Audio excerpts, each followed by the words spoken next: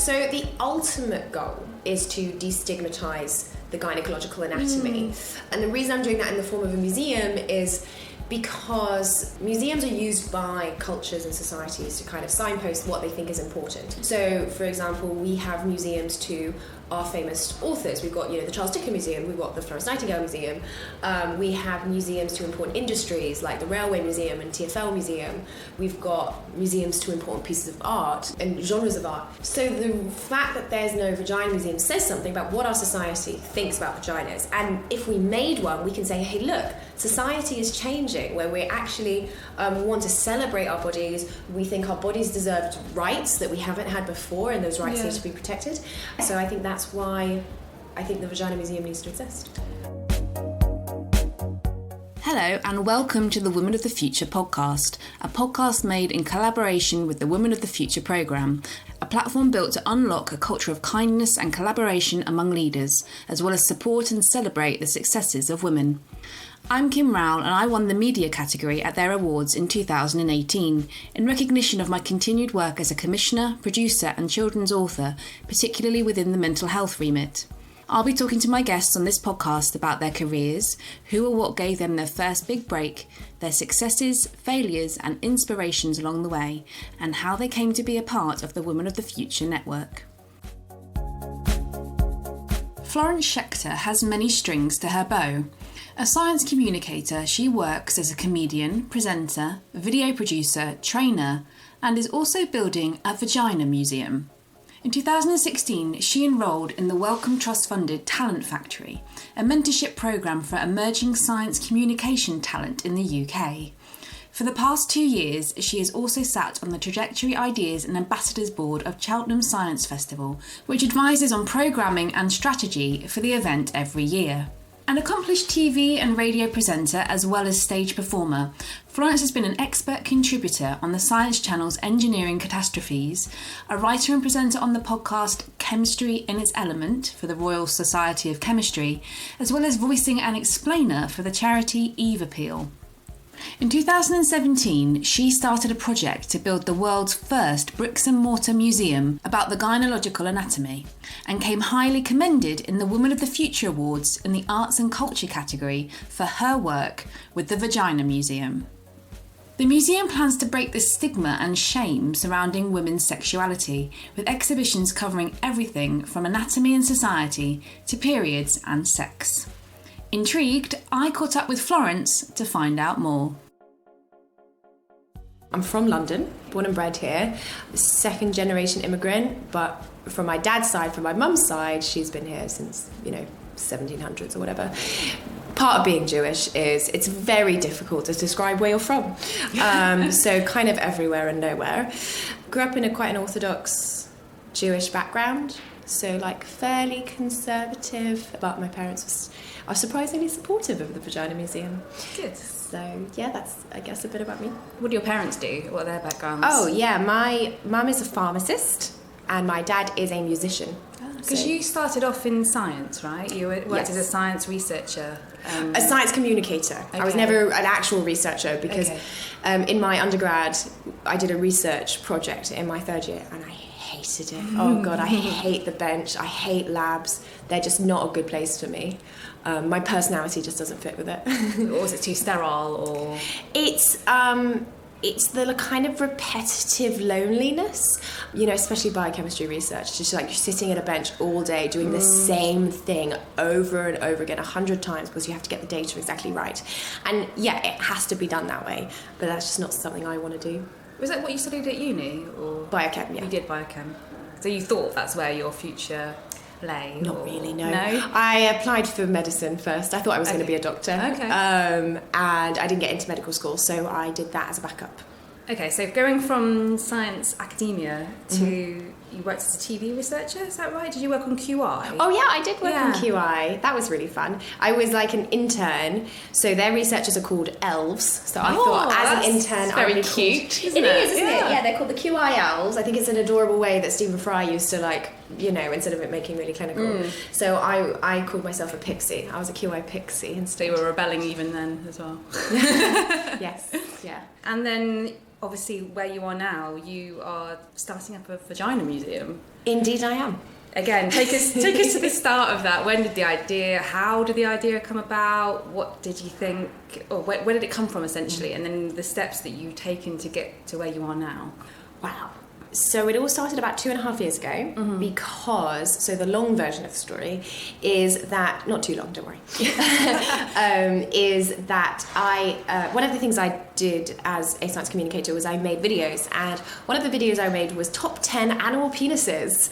Okay. And it was really fun, I really enjoyed it. Are they quite different? Hugely different. Oh my God, after the I suppose recording. size-wise. Yeah. Oh no, but shape. Oh, the okay. way, the processes by which they work. Echidnas have 4 penises. Dragonflies have spiky penises. Lucky echidnas. Water boatmen. I know, but they only use 2 of them at a time. They use 2 penises, and the other 2 penises just like hanging there. Because 4 would be too much. Clearly. Yeah, they don't use one because I think the only 2 fit into the 2 vaginas. It's a whole thing. I see. So the female echidnas have 2 vaginas. Yes. Yeah. That makes sense. All marsupials as well have a 3-branched vagina as Okay. well. It's I could talk for hours about animal sex. It's actually really interesting. Oh, it's great. Well, you should go watch my video. But so I really enjoyed it. So I was like, I should do a vagina version. Okay. And I went online to find some research, and there's actually much less animal research on vaginas. I can talk about for ages why that is. It's like it's not by accident. There's a reason that much less vaginas, because there's this old sort of Victorian idea that bled into science when evolutionary biology started back in the 1800s, that females are passive, that because we're waiting for the right mate, and the males, they're all competing and they're trying to get the sexiest ladies and have sex as much as possible, and the females were just like waiting for the best penis to come along. And so because of that, vaginas aren't interesting to scientists, because they're like, it's just a hole for animals to ejaculate in. So it's kind of a historical hangover then, almost, that because of women being seen as the weaker sex, historically, that's why there's not, like you say, when you go to research animal penises and vaginas, there's more about penises than there is about vaginas. Yes. So that's why. Yes, exactly.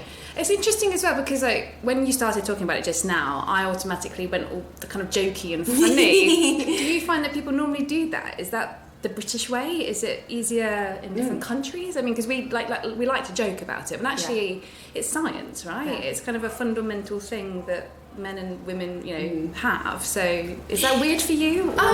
No. I mean, yes. In answer to your question, lots of people do react in this kind of jokey, funny way, and they giggle, and I actually really enjoy that because it's totally funny, and what I'm doing is very strange, so I don't mind it when people laugh. But I think the reason people are laughing is because it's a topic that makes them uncomfortable. Yeah. And that's kind of the only way to handle that. To cope with it. Coping mechanism. Yeah, exactly. I think definitely it happens more in Britain because we've got this kind of carry-on culture, slapstick. Bums, Exactly, which I think some other cultures don't have. But, yeah.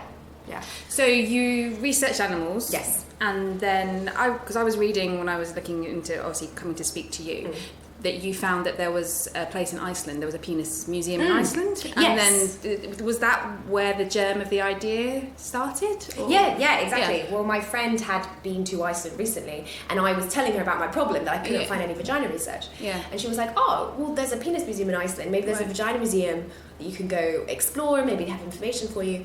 And I googled it, and I could only find an online museum, but I couldn't find a bricks and mortar place, a place that I could go visit, and the same way that I could go visit the penis museum. And I literally tweeted on a whim, oh my God, we should totally make a vagina museum. There's a penis museum, there's no vagina museum. And then I was like, oh no, wait, no, we should do this. We actually should. Did it get momentum then from when you tweeted it? Did people engage and be like, yeah, brilliant idea? Yeah. There were people being like, oh my God, how can I help? I want to do this. I want to join in. People just immediately love the idea. And a lot of people I can't believe there isn't one already. Where do you go then from being a researcher to launching this idea? Because you took it to Edinburgh Fringe, is that right? As an exhibition? Is there a big space of time between the idea and taking it to the Fringe, or? No, there actually really wasn't. I mean, it was maybe 6 months or so. Okay. Because I came up with the idea in March of 2017, and then we went to the Edinburgh Fringe Festival in August of 2017. Okay. And the reason that happened is because I was put in contact with this woman who has a small pharma company, and she was like, I want to give you £500 to help you with your idea. Just give me like a reason to do it. And I was like, oh, well, I'm going to the Fringe Festival anyway to do a show. So why don't I also bring some art with me and put up a little exhibition, and I'll use the money for that. And that's what I did. Yeah. So the idea behind the museum is to educate people about the female reproductive system, or is there more to it than that? What are you envisaging it becoming or being? So the ultimate goal is to destigmatize the gynaecological anatomy. And the reason I'm doing that in the form of a museum is because museums are used by cultures and societies to kind of signpost what they think is important. So, for example, we have museums to our famous authors. We've got, the Charles Dickens Museum, we've got the Florence Nightingale Museum. We have museums to important industries like the Railway Museum and TfL Museum. We've got museums to important pieces of art and genres of art. So the fact that there's no vagina museum says something about what our society thinks about vaginas. And if we made one, we can say, hey, look, society is changing, where we actually want to celebrate our bodies. We think our bodies deserve rights that we haven't had before, and those rights need to be protected. And so I think that's why I think the Vagina Museum needs to exist. So all forms of art, from paintings to drawings to models to... Yeah, not just art, and also like exhibitions about history, history of menstruation, the history of sex work, the history of, trans people, also like societal stuff, exhibitions about the language that we use and the religious rights that there are, about the legislation that we have around it. It's going to be about everything. It's going to be about anything you could possibly imagine to do with the vagina, it's going to be in there. So there's huge scope. Yes, yeah, definitely. Are you interested in people approaching you who want to exhibit with your museum, or how are you curating it? Or so the kind of long-term plan is, at the moment we're making this small museum space in Camden Market, and this is kind of like a pilot. It's like a proof of concept, so that we can go to someone like the National Heritage Lottery Fund and be like, please give us £50 million so we can build the proper thing. So this time around we're going to be curating everything in-house, but we're going to have like opportunities for artists, and all of those opportunities will be freely available on our website. So if there's not something on our website, it means there isn't an opportunity. But what that also means is we're democratizing the process. Because I'm very aware of how discriminatory the museum sector is.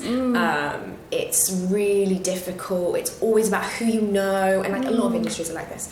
So I'm trying to be as transparent as possible with how we engage with artists. And also, I mean, the word vagina itself, some people balk at even saying it. And you were just alluding to the fact that museums are associated with a certain type of person, essentially. Have you had problems with that? I mean, or has it been an issue for you? Or is it something that's part of your mission, for want of a better word, is to make that more of an easy word to say? Yeah, definitely. I mean, this was a whole thing when we were registering with the Charity Commission, where the person who was looking at our application was like, I think some people, like members of the public, will find your name offensive. And I was like, oh, what's wrong with the word museum? And she was just like, how can you satisfy me that you've like thought about it? And I wrote her this like 4-page essay about how... Who is this? Sorry, this was... and the Charity Commission. I see, right. So like you said in your application, and then someone reads it and they decide whether, like it's an individual who decides whether you get to be a charity. That's quite a process in itself, isn't it? Oh my God. Yeah. It took us 9 months. Wow. Yeah, I know people where it took like over a year. It's a long process. Very difficult in the UK.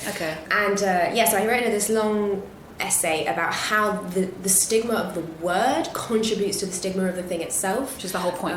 Exactly. And we can't advocate for destigmatization if we can't even use that name. And it's like, it's not even we're trying to call it like the Pussy Museum or something, It's a statement of fact, isn't it? It's just a scientific word that we use in textbooks and things. So... And she was like, yeah, fine, great. I don't think she actually thought it was offensive. I think she just wanted to be like, if anyone complains, we can show that we've done our due diligence, So I've ticked that box, essentially. Yes, yeah, exactly. Okay. Which I'm totally on board with.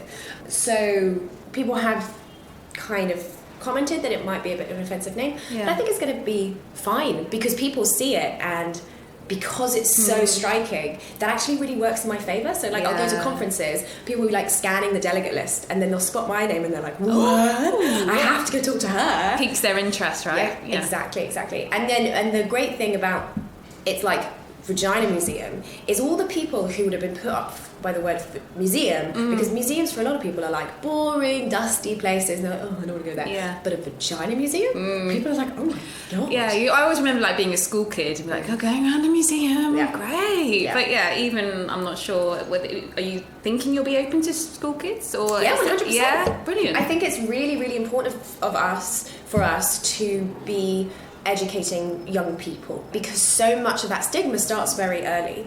Anyone who's had a child knows that like they know they have genitals very early on. Very curious. And you know they're walking around with them and with their skirts up against their shoulders, and when we say, oh no, don't do that, and don't touch yourself, and oh, it's your nunny, don't call it the proper word, then we're communicating to them that this is a shameful part of the body.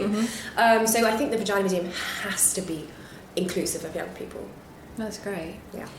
So we've kind of jumped around a little bit, but to go from the Fringe, and then you then set up a crowdfunder. Is that right? You moved to. Well, there was a pop-up in Brixton as well. Is that correct? We did do a pop-up, but it was a travelling pop-up. Right, so it moved around. Yes. Right, okay. Yeah. So after we went from Edinburgh, we did a very small crowdfunder, just to kind of test the waters for a travelling exhibition called "Is Your Vagina Normal?" Okay. Spoiler: yes, it is.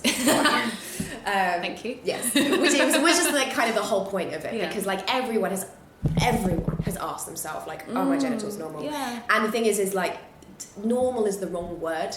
It should not matter what it looks like. Because I suppose also that you don't sit and compare vaginas with your friend, do you? Even like your closest friends, you probably would. I know someone who does, but okay. That's because I know people.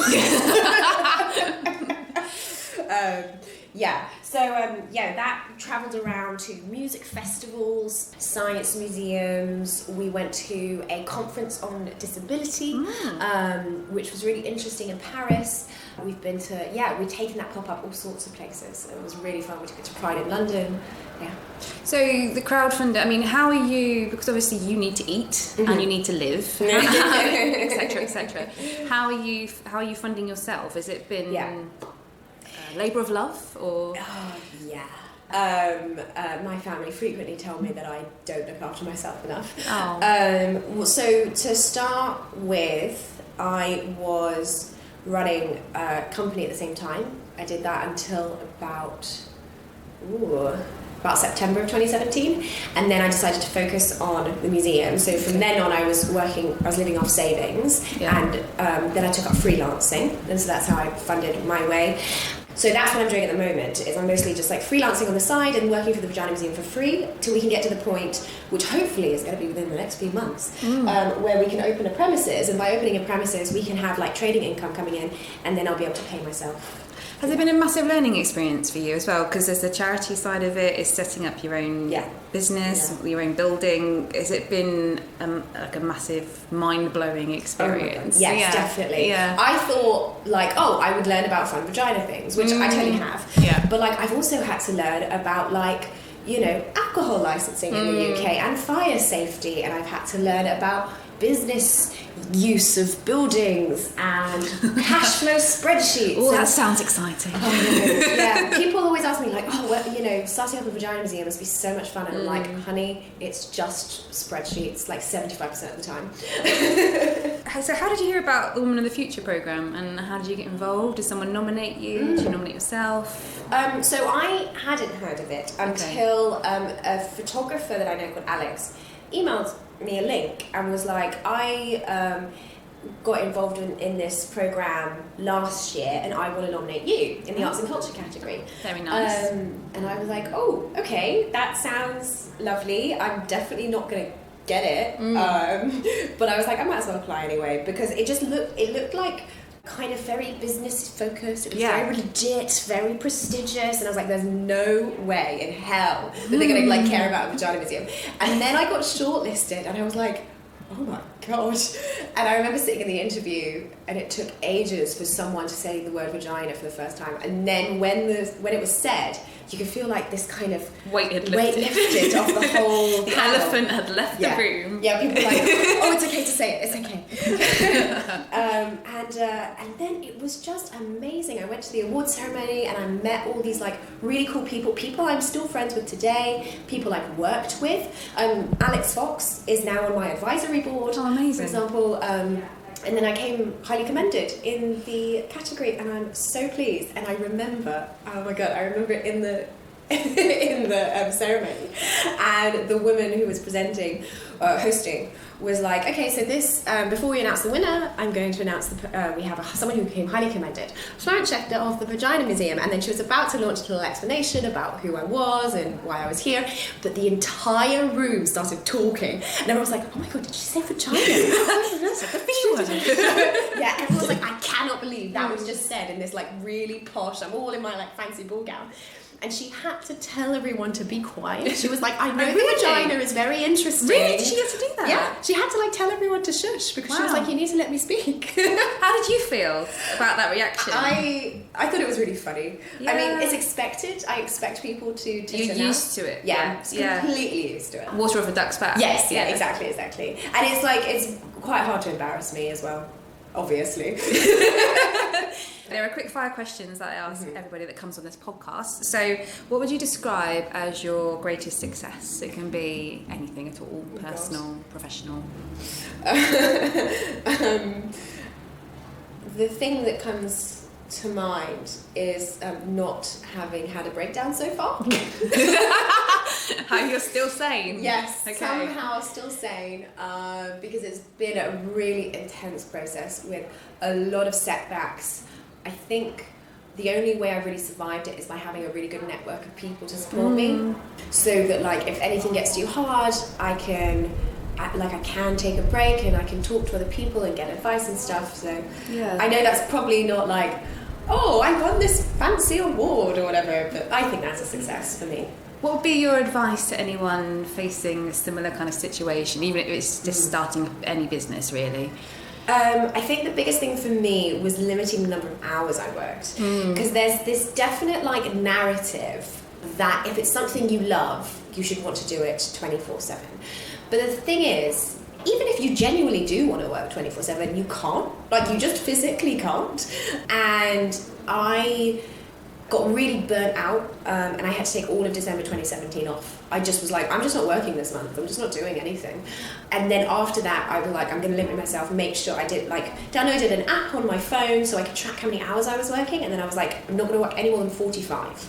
If I ever go over 45, I have to take like a day off. That's a great idea, yeah. And that definitely saved me. So that self-discipline, being self-employed, you still needed that? Oh yeah, 100%. And I'm always going to need it, because like the Vagina Museum is always going to need work. There's never going to be a time where I can be like, I am done for the day, or everything's filed or whatever. It's always going to be something. So I have to always have that discipline to be like, I'm going home, I'm going to go watch some telly, I'm going to go have a nice dinner. Would you do it again though? Yeah. That says it all, really. Yeah. I would just do it, I think, in a slightly more healthy way. Your greatest failure? Oh, God. I really hate self-reflection, which is a terrible quality. But I think my greatest failure in general is kind of, I'm quite arrogant and I'm quite proud, and that leads to me going for things that I could have never achieved. Is that a bad thing? People tell me it's a bad thing. Is it arrogance or confidence, or is there a fine line? Yeah, it's very gendered as well, isn't it? I think I've often thought this, if I was a man doing a similar project, like I went into, I shan't name names, but I went into a very big organisation. I can't say any more, otherwise it's going to be super obvious. Okay. But they deal with museums. One department deals with museums, and they were there. And I was like, I'm setting up a Vagina Museum. How can we work together? Because we can work together. And they just were scowling at me. And really? I was so confused why their faces were so negative. And it was clear that they just did not expect me to succeed. At one point, this woman she used to work for the Arts Council, she had this new job, and she was like, you know, opening a vagina museum is really hard. And I was like... As if you hadn't even considered that. Oh, thank you. I know. I was like, I've only been doing this for a year, and I just hadn't noticed. Oh, it's been a breeze for me. Yeah. And they were talking like, you know, how multiple other people had come to them with, oh, a museum for tea and a museum for chocolate, and then nothing ever comes of it. Right. As though a museum of vaginas is like of the same importance to the world as like, oh, a museum of tea. But you think if you'd have been a man, they would have taken you more seriously? Yeah, definitely. I think definitely. It's not just being a woman, but it's also being a young woman. A lot of people assume I'm incompetent. A lot of people assume I'm naive, and that I'm just like a dreamer. And I'm just like, oh, I really want to do this one thing, and I don't realise what the implications are. And then I have to be like, oh no, I actually do know what employers' national insurance is. You don't have to remind me what that is. Wow. Like the number of people who've been like, have you included auto-enrollment pensions in your spreadsheets? And I'm like, yes. How do you respond to that, you know, condescending manner? What's your comeback? Is there a comeback? Is there a way to deal with it other than just taking it on the chin? Also, you pick your battles, don't you? So if you sit there and shout and rage, might not necessarily be the right audience to do that to you, but you still want to make your point, right? That you're not going to stand for that. It's really frustrating because a lot of the time when people are condescending me, it's people who actually could really help me and people I really need to have a good relationship with. So I often just like bite my tongue and I'm just like, oh yeah, no, I have done that, but thank you for reminding me. And then it chips away at me every time I do that. But more often than not, that's a person I need to have on my side, and I don't want them. Nothing's going to change. They're going to continue condescending me, and I guess the hope is that I'll just prove myself and they'll stop condescending me at some point. It's how you prove it wrong, right? It's going and doing it. Exactly. So I just bite my tongue because also I'm like, also I realise they don't know what they're doing, so I could condescend them back, but I'm going to be the better person. Do you know what? I also think sometimes when people behave that way, it says far more about them than it has anything to do with you whatsoever. There are so many situations that I've found myself in where I think the issue here is yours. Yes. It's all come from your own subjectivity and you're reflecting that back on me, so sometimes you have to be the bigger person and walk away, but other times when you actually need them to invest or buy into what you're talking about, that's where it can be amazingly frustrating. Yeah, definitely. Sometimes I found it's the reason they're reminding me of these really simple things is because they didn't know about those simple things until everything went wrong. Like I had one time, it was actually a woman who told me this, who was employing me on a freelance basis, and she was like, oh, you know, you have to pay your own taxes. and I was like, yes, I've been freelancing for a few years and I've done my self-assessment. And she was like, well, I didn't. And then six years after I started, HMRC came and did an audit of me. And I was like, what? How did you go that long? So you're actually pretty dumb. Yeah, exactly. So I think a lot of the time when people are being condescending to you, it's because they're thinking of themselves in your state. They're trying to be helpful. Yeah, they really are trying to be helpful. Yeah. Okay, so the mantra of the Woman of the Future is kindness and collaboration, as I'm sure you know. What does that mean to you? Oh, it's so much. I really like the kindness bit because a lot of people talk about collaboration, especially when we're trying to support women because we can help each other. The kindness thing I think isn't talked about as much because it's kind of very one-sided because the person you're giving to, gets your kindness, but you don't really get anything back. And so from a business perspective, people are like, why would I bother doing that? Why would I bother being kind?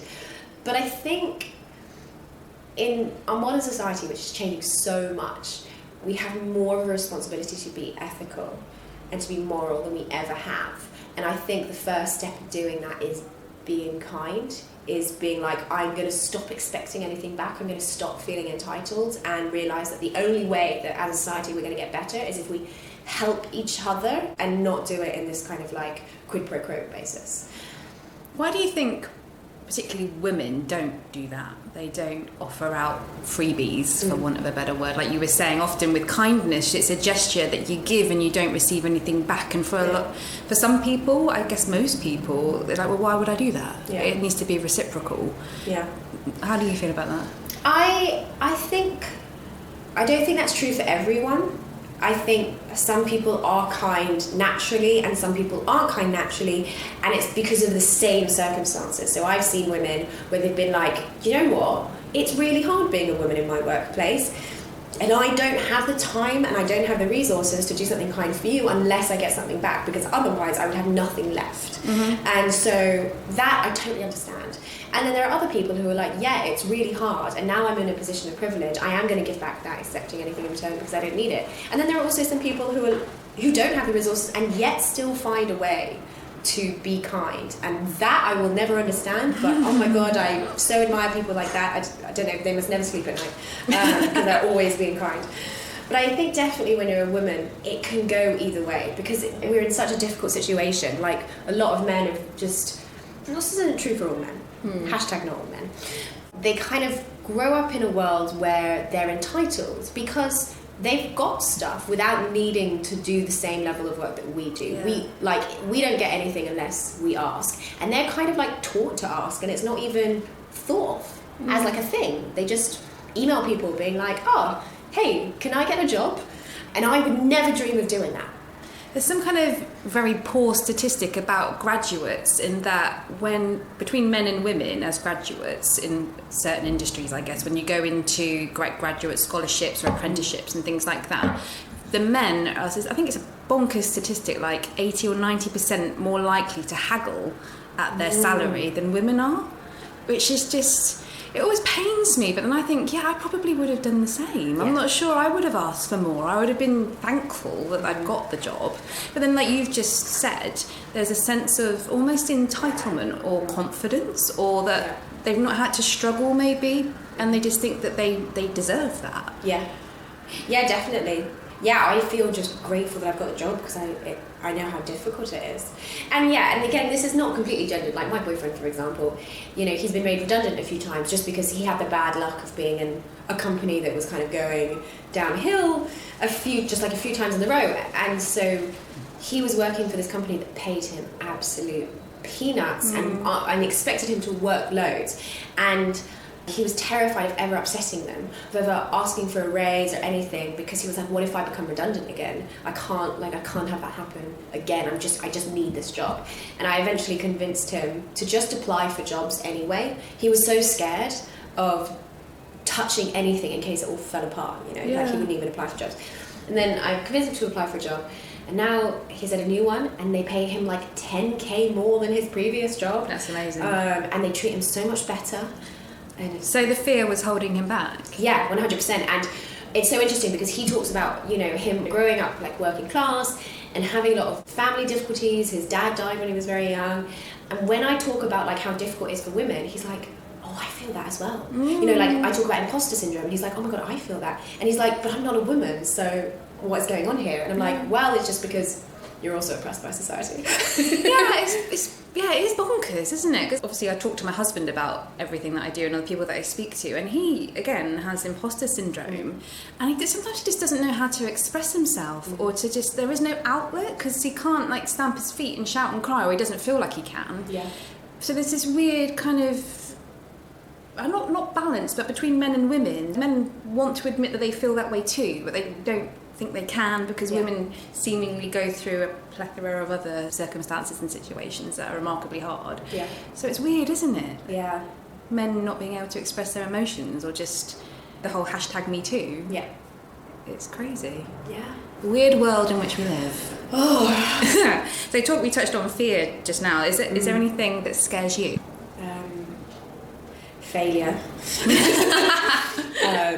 Is the big existential one, because I mean right now, if the Vagina Museum doesn't happen, I genuinely don't know what I'm gonna do. Is there a plan B? No, I just have to make it happen. Like, the Vagina Museum has to exist. It's not even like, oh, I've done so much and stuff, but like, it genuinely, I really believe it needs to exist, and if I don't make it, like, who is? And if somebody else does, can I really like trust them to do it in the vision that I want, for it to be this like, you know, kind and inclusive place? And then if I couldn't do it, then yeah, what do? Do I go get a 9-to-5 job working as a business development manager? I don't know. I don't know. It's refreshing to hear you speak like that. There's very few people have such conviction. I mean, it doesn't sound like you believe in yourself too. I don't know. And then you're not coming across as like, this is going to happen, I'm sure it will. But the fact that you're going to stick at it and work your butt off to make it happen, that in itself is actually quite admirable. Thank you. I definitely come at it with the approach that, because people often tell me like, oh, don't worry, it's definitely going to happen. Don't worry. Why are you so stressed? And I'm like, no, you don't understand. Like, it will only happen if I make it happen. Like, it's not just going to appear out of nowhere. It will only happen by me going into the office every single day and doing all the things that need to be done. I can't just be like, oh yeah, it's great, because if I don't go to the office that day, then it doesn't happen anymore. It's very scary. Yeah, so you know the work involved. Yeah. Does anyone help you? Do you have any? Oh yeah, definitely. Okay. At the moment, most of it rests on my shoulders because I'm the only person who can kind of give the most time to it. So I've got a board of trustees and I've got volunteers, but they kind of help out ad hoc. Okay. But hopefully soon I'm going to be hiring my first members of staff. Oh, that's exciting! Oh my god, it's going to be the best. I'm so excited to be a boss. I'm going to be like aggressively kind. Good. Where I'm going to be like, if you don't take a 1 hour lunch break, I swear, Get out of here! Go to Pret. Yes, exactly. I'm like, go to the park and get some fresh air. I like that. Yeah, and because like I know how much, how much I need that, and so I think when I have members of staff, it's going to be so much better, because it means if I don't go into the office that day, I know everything doesn't grind to a halt. I know people will still be making it happen. That's the thing I think I'm most looking forward to. See, that put a smile on your face. Less work for me. That's how I see it. What's left on your to-do list? Is it incredibly long? I suppose not just with the Vagina Museum, like for yourself as well. So, oh gosh, I mean, like long term, the Vagina Museum is a huge project, and the ultimate goal is to make a permanent museum with a huge, permanent collection that's encyclopedic of the vagina, like, everything we were talking about from science and culture and history, and that's a huge job. And I've done my research because when I first started this project, I wanted to know what path I was setting out for myself. And I researched other similar sized museums, and I estimate it will take us about 15 years from the point at which we start that bit of the project. okay. Because it's finding a site big enough and then either repurposing a building or building an entirely new one, and then finding the collection, which will take years, accumulating all those objects, and then designing it into an exhibition, and then it's like a humongous job. So 10 to 15 years is where I estimate it. I may or may not be the director at that point because I'm not the right person for that. I'm kind of the person to get it growing, to get it rolling, and then then I'll become just a trustee. Okay. So that's quite magnanimous of you to kind of just set it all up and then be like, there you go, have my baby. Look after it, please. Yeah, it's going to be very hard, but it's actually a rule because the Charity Commission won't let you be a paid employee of a charity and the trustee without special permission. Oh, I see. And you have to give really good proof of why you should be both. You have to have a really good reason. And my reason was no one else is going to do it for free. That's a good reason. So basically we kind of agreed that as soon as the museum is out of startup phase, then I have to give the job, either I have to stop being a trustee or I have to give the job to somebody who actually knows what they're doing. And I'd rather give it to somebody who knows what they're doing so that it can be the best that it can be. And I'll still be a trustee, so I can still make decisions, and I don't have to completely divorce myself from it. But after that point, I'm going to have to go find a new job. And I don't know what the next stage of my life will be after that. I think I'm just going to let it happen. Something I learned very early on when I was rejected from all those medical schools was that it was the truth of an idiom in Ashkenazi culture, and it goes, man plans, God laughs. I like that. Yeah, and that's kind of my mantra. Okay. Sometimes. You, obviously haven't spoken to you for the past 20 minutes. Do you always plan big? Do you always go big? Yeah. Yes, definitely. Yeah. And it's a lot of people see it as a fault of mine. I see it as a strength because I think it's just more fun that way. Yeah, I want to have an impact on the whole world. I want to be part of something. I want to be part of something bigger than myself. I want to affect people's lives. And I don't know, maybe that's very self-centered of me. I don't know. But I just don't think I would enjoy my life as much. I don't think I'd get as much satisfaction from my life if I was working on a small scale. Was it Oscar Wilde said, shoot for the moon, if you miss it, you'll land amongst the stars? Yes. Yeah. I like that. That's definitely how I live. Thank you, Florence. Oh, it's been a pleasure. I've been enlightened in so many ways. Oh, I'm glad. I really appreciate it. Thank you for listening to this week's episode of the Women of the Future podcast. If you enjoyed it, please hit the subscribe button, and while you're there, why not give us a rating and review? You know you want to. For more about the Women of the Future Awards, network and initiative, please visit www.womenofthefuture.co.uk. See you soon.